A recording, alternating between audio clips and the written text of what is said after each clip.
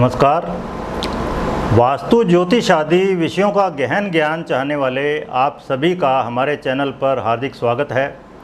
इस वीडियो में मैं धन, खान पान, दान आदि का विचार ज्योतिष और वास्तु में कहां से करें, इस बारे में डिटेल में बताने वाला हूं। पहले एक लोकोक्ति लेते हैं। पंजाबी में कहते हैं अखाण। पंजाबी में एक अखाण है, खादा पीता लाहेदा, रहंदा अहमद शाहिदा।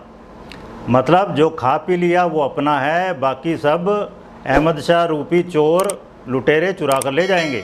इसी को भर्तृहरि के नीति शतक में थोड़ा इस तरह से कहा गया संस्कृत में, दानम भोगो नाशः तिस्त्रो गतयो भवन्ति वित्तस्य यो न ददाति न भुंक्ते तस्य तृतीया गतिर्भवति। मतलब तीन ही तरह से धन का उपयोग हो पाता है, या तो दान करिए, या उपभोग करिए, या फिर नाश हो जाएगा उसका। असली धन है खान पान। तो इस लोकोक्ति से और भर्तृहरि नीति शतक से हमने क्या देखा, असली चीज़ है खाना पीना। धन का सबसे बड़ा सदुपयोग है खान पान, और इस बारे में मैं पहले एक वीडियो पोस्ट कर चुका हूँ, नीति शास्त्र और ज्योतिष में असली धन। तो ज्योतिष में पहले देखते हैं, पहले ज्योतिष में विचार करते हैं खान पान कहाँ से देखते हैं, दूसरे भाव से, और दूसरा भाव ही धन स्थान भी कहा गया है। तो खान पान जो है वो देखते हैं लगन से दूसरा भाव, या फिर चंद्र लगन से दूसरा भाव। लगन बेसिकली है शरीर, तो शरीर क्योंकि खाना पीना शरीर से संबंधित चीज़ है, तो लगन से दूसरा भाव। चंद्रमा क्योंकि मन का कारक है, तो मन में व्यक्ति कैसा खाना पीना चाहता है उससे दूसरा भाव। तो उनके स्वामी, उनमें बैठे हुए ग्रह, उनको देखने वाले ग्रह, वो डिसाइड करेंगे कि आप क्या खाना पीना चाहते हो। फिर ज्योतिष में एक है कारकात न्याय, मतलब खाने पीने का कारक क्या है यहाँ पर, शुक्र। शुक्र खाने पीने का कारक है, तो जहाँ भी शुक्र बैठा हो कुंडली में, उससे दूसरा भाव, उसका स्वामी, उसमें बैठा ग्रह, उसको देखने वाले ग्रह, वो सभी भी डिसाइड करेंगे कि व्यक्ति क्या खाना पीना चाहता है। तो अब यहाँ हम डिस्कस करते हैं कि व्यक्ति क्या खाना पीना चाहता है। पहले तो हमने ये डिसाइड कर लिया कि दूसरे भाव पर किन ग्रहों का प्रभाव है। अब जिन भी ग्रहों का प्रभाव हो तो उनसे संबंधित खाने पीने की चीज़ें क्या होती है वो मैं यहाँ डिस्कस कर रहा हूँ।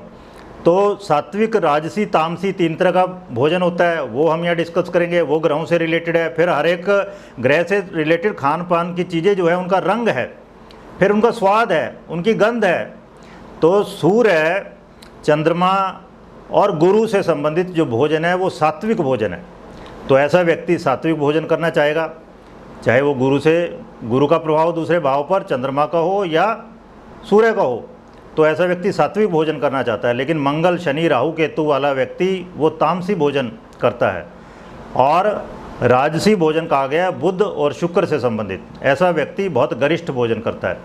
तो अब आइए इनके कलर लेते हैं। सूर्य का रंग है गहरा लाल, चंद्रमा का रंग ऑरेंज कलर है सोलर स्पेक्ट्रम के कलर में, लेकिन मिल्की वाइट भी ले लेते हैं, दूधिया रंग। मंगल का रंग है बेसिकली येलो, पीला रंग। ब्राइट रेड भी ले लेते हैं, शिमरिंग रेड, मतलब बहुत चमकदार लाल रंग भी ले लेते हैं, जिस तरह खून का होता है। बुध का रंग है हरा। गुरु का रंग है वैसे तो नीला। गुरु जो सौर वर्ण क्रम के रंग है उनमें नीला रंग है, लेकिन कुछ लोग पीला भी ले लेते हैं क्योंकि गोल्ड का कारक है गुरु, अदरवाइज उसका रंग पीला नहीं है कोई। शुक्र का रंग है इंडिगो, आसमानी। शनि का रंग है काला भी लेते हैं, और बैंगनी, जो गहरे से गहरे रंग के चीज़ें हैं खाने पीने की, इस तरह बैंगन है, जिस तरह जामुन है, तो वो शनि से रिलेटेड है। ठीक है, तो ये मैंने बता दिया। फिर टेस्ट हम इनके पहले वाली वीडियोज़ में बता चुके हैं। अब आइए खाने पीने की चीज़ों की बातें करते हैं। सूर्य से संबंधित सबसे मुख्य चीज़ है गेहूँ, फिर केसर, मेडिसिनल हर्ब्स, औषधीय जड़ी बूटियाँ, खासकर जिस तरह अश्वगंधा, और रेयर वाइन है, जो दुर्लभ वाइन, बहुत महंगी वाइन्स हैं, वो सब भी सूर्य से ली जाती हैं। फिर आइए चंद्रमा। चंद्रमा से रिलेटेड जल, दूध, कोकोनट वाटर, राइस है, इस तरह से राइस, सबसे ज़्यादा संसार में राइस खाया जाता है। मिल्क प्रोडक्ट सारी चंद्रमा से रिलेटेड है। बियर। फिर नरम मुलायम भोजन है, जो जिस तरह आप कोकोनट लेते हो ना मलाई वाला, तो वो मलाई जो है उसमें बहुत टेंडर है, बहुत नरम मुलायम है, तो वो चंद्रमा से रिलेटेड है। मंगल क्या है, अलसी, लाल मसूर, तेज गर्म मसाले जो हैं, फिर चाय, कॉफ़ी, गर्म पेय पदार्थ सारे, वो सब मंगल से रिलेटेड है। तो सूर्य और मंगल से जो है गर्म चीज़ें देखी जाती हैं, चंद्रमा से ठंडी चीज़ें, बुध से ना गर्म ना ठंडी, ठीक है। गुरु से एकदम सात्विक, मतलब जैसा पेड़ से तोड़ा और एकदम से आप कंज्यूम कर लो, तो इस तरह से। तो गुरु का भी नॉर्मल टेम्परेचर है, ओके। शुक्र थोड़ा ठंडा, शनि क्या है, बासी भोजन है, कोल्ड स्टोरेज का, और राहु केतु है सड़े हुए भोजन। तो इस तरह भी लेते हैं, ठीक है। तो मंगल का मैंने बताया आपको, अलसी, लाल मसूर, गर्म मसाले सारे, चाय, कॉफ़ी, फिर इस तरह गोखरू, एक औषधि होती है पहाड़ी गोखरू या गोखरू, फिर शिलाजीत है, स्टिमुलेंट्स है सारे, उत्तेजक पदार्थ, मीट, रेड मीट खासकर, तो ये सब लेते हैं मंगल से। फिर आइए बुध। बुध क्या है, हरे पत्तेदार सब्जियां सारी, और फिर हरी मूंग, खासकर साबुत मूंग, ओके। सारी जनरली सब्जियां, ताजे भोज्य पदार्थ, वो सब बुध से लिए जाते हैं, ओके। फिर आइए गुरु से। गुरु बेसिकली फलों का कारक है, तो सारे फल, काबुली चना, फैटी फूड, तो दूध, घी, मक्खन, फैट, जो चर्बी है सारी, क्रीम, जो दूध से क्रीम निकाली जाती है, नेचुरली स्वीट फूड, तो जो नॉर्मली बहुत मीठा भोजन होता है, जिस तरह हमारे यहाँ गन्ना, या इवन मुस्लिम में भी कौन सा प्रयोग करते हैं, खजूर, तो मीठे हैं खजूर भी। इस तरह हनी है, शहद, और स्वीट वाइन, जो सब फलों से बनने वाली वाइन है, शराबें हैं, उनमें गुरु का भी रोल है। और क्योंकि वो प्रोसेस्ड फूड हो जाता है, तो फिर शुक्र का प्रभाव भी आ जाता है वहाँ पर। अब आइए शुक्र। शुक्र से संबंधित सब फलियाँ, शुक्र क्योंकि बीज का कारक है, पुरुषों में वीर्य का, स्त्रियों में डिंब या अंडे का कारक है, तो बीज वाली सारी जो सब्जियां हैं वो शुक्र से संबंधित हैं। तो सभी बीन्स, एक्जोटिक वेजिटेबल, जो विदेशी, जो बहुत सुंदर सब्जियां हैं, तो वो इस तरह। आप देखिए अनार, अनार में क्या होता है, बीज ही बीज हैं, तो वो मेनली शुक्र से संबंधित भी हो गया। वैसे तो सभी फल गुरु से संबंधित हैं, लेकिन बीज जिसमें मेनली हैं तो वो शुक्र से संबंधित हो जाते हैं। तो फिर सारा प्रोसेस्ड फूड जो भी है, जिस तरह फ्रूट जूस हैं, रिफाइंड स्वीटनर हैं, वो सब, वाइट शुगर बाज़ार से जो मिलती है आपको, वो सब प्रोसेस्ड है। तो इसलिए ज़्यादा प्रोसेस्ड जब हम खाना खाते हैं तो शुगर होने के, डायबिटीज़ होने के पूरे चांस हैं। जितना ज़्यादा प्रोसेस्ड फूड होगा उतना ही ज़्यादा, क्योंकि शुक्र देता है ये डायबिटीज़, और बिगड़ा हुआ गुरु भी डायबिटीज़ देता है, चर्बी ज़्यादा बढ़ जाएगी, वो भी डायबिटीज़ देता है। तो ग्लूकोज है, कैंडी है, कन्फेक्शनरी आइटम है, ये जो चॉकलेट वगैरह, तो ये सब शुक्र से संबंधित फूड है। अब आइए शनि। शनि क्या है, काले तिल, काला उर्द, माश कहते हैं ना उसको, माश, और फिर एक है राजमाश, राजमा, तो ये सब क्या बादी देते हैं। ये सब बहुत गरिष्ठ भोजन है, सर्दियों में खाया जाता है, इसलिए पहाड़ों में खाया जाता है राजमा, जो हम यहाँ पे रोज़ रोज़ खा रहे हैं राजमा चावल, तो उससे क्या है, बादी बढ़ेगी, वो बहुत भारी भोजन है। तो ऐसा भोजन जो डाइजेस्ट करना मुश्किल हो, वो शनि से संबंधित है। जंक फूड जो आपने फ्रिज से निकाला और खा लिया, वो सब शनि से रिलेटेड है। अब आइए राहु केतु का भोजन कौन सा है, इम्प्योर और प्यूट्रिड फूड, ऐसा भोजन जो अशुद्ध है। जिस तरह मान लो कोई वेजिटेरियन है और वो मांस, उसके लिए फिर राहु केतु का भोजन हो जाएगा। और इसी तरह कोई मान लो कट्टर हिंदू है लेकिन मांसाहारी है, तो उसके लिए गो मांस फिर राहु केतु का भोजन हो जाता है। तो इस तरह से ये भी डिपेंड करता है। राहु केतु क्या है, वो जाति से बाहर है, चांडाल कहा गया उनको, मतलब जो निषिद्ध भोजन है वो राहु केतु का भोजन हो जाता है। फर्मेंटेड फूड है सारा, जिस तरह विनेगर, ठीक है, तो सिरका वगैरह डाल लेते हैं, तो वो। इसी तरह फिर मशरूम, 100 में से एक मुश्किल से खाने लायक होती हैं। बहुत तरह की मशरूम है, तो मशरूम वैसे वो राहु से रिलेटेड है भोजन पदार्थ। जिस तरह एक गुच्छी मशरूम होती है, गुच्छी कहते हैं उसको जम्मू कश्मीर में, मोरसेला मशरूम, तो वो लगभग 40-50 हज़ार रुपये किलो है, तो बढ़िया है। तो क्योंकि राहु ने भी अमृत पिया था, लेकिन बाद में उसका अंग भंग भी हो गया था। तो कुछ ही भोजन राहु केतु के बढ़िया हैं, अदरवाइज अच्छे नहीं माने जाते। इन जनरल जिस तरह लहसुन भी उससे रिलेट कर लेते हैं। तो ये था सब खाने पीने की चीज़ें। मैंने बताया था ना, दानम भोगो नाशः, तो भोग की बात की है हमने पहले, तो ज्योतिष में भोग की बात की है, क्या क्या चीज़ें किस किस ग्रह की हैं। अब बात करते हैं दान की।